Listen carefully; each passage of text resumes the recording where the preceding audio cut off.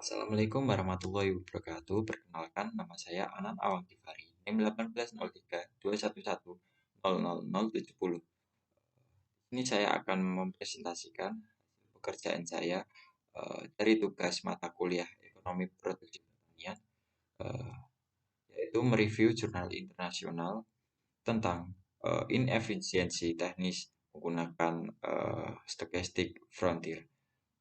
Judul yang saya pilih yaitu A Stochastic Frontier Approach to Model Technical Efficiency of Rice Farmer in Bangladesh and Empirical Analysis. Selanjutnya, penelitian ini dilakukan pada tahun 2008-2009 untuk memperkirakan produktivitas khusus lahan pertanian dan efisiensi dari semua tanaman padi. Diketahui skor efisiensi teknis spesifik ukuran lahan diperkirakan menggunakan batas produksi stokastik. Selanjutnya, pertanian marginal mengalami rasio manfaat biaya atau PJR tertinggi diikuti oleh pertanian kecil dan menengah. Efisiensi teknis rata-rata untuk pertanian besar, sedang, kecil, marginal, dan menengah. Dan semua masing-masing adalah 0,88, 0,92, 0,94, 0,75, dan 0,88. Adapun efek inefisiensi teknis yang signifikan dalam produksi beras untuk pertanian marginal saja.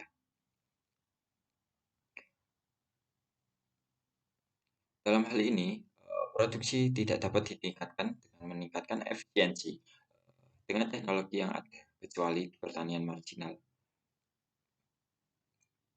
Pertanian lain, peningkatan kapasitas manajerial tidak cukup untuk meningkatkan produksi, namun diperlukan investasi baru dan teknologi canggih untuk meningkatkan produksi di peternakan ini.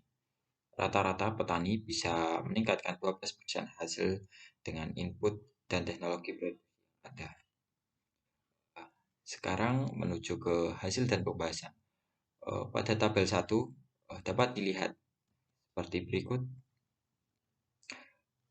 Semua variabel disajikan dalam basis perlahan.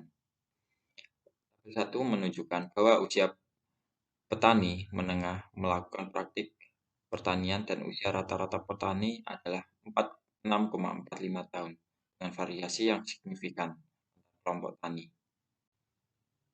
Tingkat pendidikan operator tambak secara signifikan.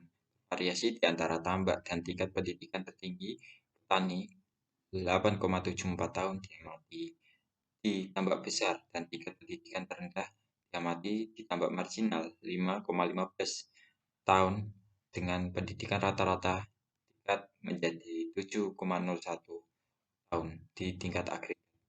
Pengalaman tertinggi yang dimiliki peternakan besar sebanyak 27,80 tahun dengan rata-rata 25,24 tahun pada tingkat agregat. Ada juga variasi yang signifikan dari pengalaman petani di antara kelompok tani.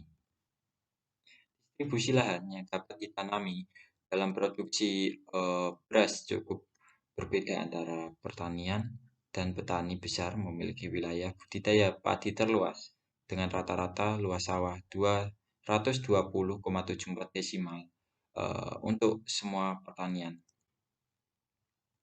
Selanjutnya, pada tabel 2, yaitu merangkum input yang digunakan untuk produksi beras di berbagai pertanian. Hasil penelitian menunjukkan bahwa petani menengah menggunakan jumlah tenaga kerja yang relatif tinggi, yaitu sebesar 168,49 hari bekerja per hektar dan tidak ada perbedaan yang signifikan penggunaan tenaga kerja antar usaha tani. Jumlah benih yang lebih banyak, 51,75 kilo, digunakan oleh pertanian besar dengan perbedaan yang signifikan antar kelompok tani.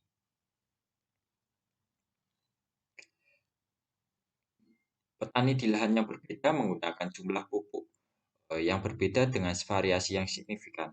Petani dari kelompok tani kecil menggunakan jumlah tertinggi sebanyak 363,72 kg. Dan petani pada tingkat agregat menggunakan 350,18 kilogram pupuk. Penggunaan pupuk kandang ditemukan tidak berbeda nyata di berbagai peternakan dan jumlah kotoran tertinggi digunakan oleh kelompok tani sedang sebanyak 3.423,05 kilogram, sedangkan penggunaan pupuk kandang secara keseluruhan adalah 3.290,80 kilogram. Dengan demikian, tidak ada perbedaan yang signifikan dalam biaya membajak di antara peternakan eh, yang berbeda. Tidak ada perbedaan signifikan pula pada irigasi dan biaya insektisida di antara lahan pertanian. Selanjutnya pada tabel 3, biaya tenaga kerja per hektar antara kelompok tani meskipun biaya kerja tertinggi ditemukan di pertanian menengah dan terendah diamati di pertanian marginal, pertanian besar menunjukkan produksi yang relatif tinggi, banyak 4.772,83 per hektar. Sedangkan produksi rata-rata pada tingkat agregat adalah 4.641,66 kilogram. Di sini dapat disimpulkan adanya perbedaan yang signifikan dalam biaya produksi per hektar antar pertanian. Selanjutnya pada tabel 4 yaitu menunjukkan estimasi simultan dari perkiraan kemungkinan maksimum untuk parameter batas produksi stokastik COP12 dan model efek inefisiensi teknis yang berbeda. Jika memperkirakan batas efek inefisiensi teknis pada paket frontier,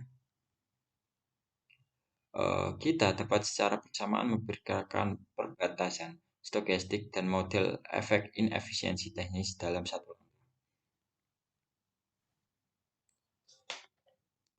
Dalam model efek inefisiensi teknis, usia pendidikan berpengaruh negatif dan signifikan terhadap efek inefisiensi untuk usaha tani sedang, sedangkan usia juga mengharapkan tanda negatif untuk usaha tani besar dan marginal. Selanjutnya pada tabel 5 menunjukkan distribusi frekuensi perkiraan efisiensi teknis khusus tambak untuk tambak besar, sedang, kecil, dan marginal dari perbatasan stokastik COP12. Hasilnya ditemui yaitu pertanian besar diperoleh output yang sangat mendekati output maksimum yang diperkirakan melalui frontier efisiensi 80 hingga 100% dan terdapat sekitar 71% pertanian menengah yang tingkat efisiensi teknisnya berkisar antara 90 sampai 100%. Sedangkan 90% petani kecil menghasilkan beras pada 90 sampai 100% tingkat efisiensi. Untuk pertanian marginal, efisiensi teknis bervariasi dari 30 hingga 100%. Rata-rata dapat dilihat rata-rata skor efisiensi teknis untuk usaha tani besar, sedang, kecil, marginal, dan semua usaha tani masing-masing adalah 0,88, 0,92, 0,94, 0,75, dan 0,88. Selanjutnya pada tabel 7 menunjukkan bahwa terdapat efek inefisiensi teknis yang signifikan dalam produksi untuk pertanian marginal saja, karena hipotesis 0 ditolak. Untuk peternakan besar, menengah, dan kecil, hipotesis 0 diterima. Sekian presentasi dari saya. Kurang lebihnya mohon maaf. Wassalamualaikum warahmatullahi wabarakatuh.